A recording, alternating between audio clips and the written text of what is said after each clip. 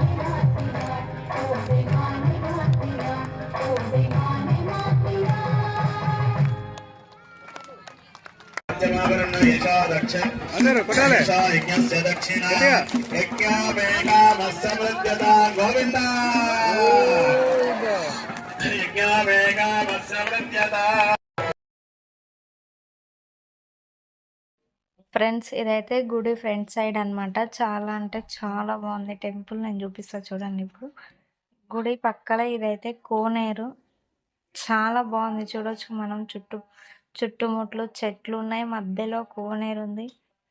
నాకైతే చాలా బాగా నచ్చింది. ఇక్కడైతే కళ్యాణం తర్వాత మనకు అన్నదాన కార్యక్రమం కూడా చేశారు, చాలా బాగుంది. అండ్ ఇక్కడైతే మనకు మొత్తం జాతర వాతావరణం అయితే కనిపిస్తుంది, చిన్న పిల్లలు పెద్దలు అందరూ. మన వీడియో ఎవరైనా ఫస్ట్ టైం చూసే వాళ్ళు ఉంటే లైక్ చేయండి, షేర్ చేయండి, సబ్స్క్రైబ్ చేయండి ఫ్రెండ్స్, ఓకేనా. ఇక్కడ మధ్యాహ్నం భోజనం ఏర్పాటు చేసిన కార్యక్రమం అనమాట. ఈవినింగ్ రథోత్సవానికంటే ముందు స్వామివారిని పల్లకిలో అయితే తీసుకెళ్తున్నాను. అట్లా ఏదో కార్యక్రమం అయితే చేస్తారు.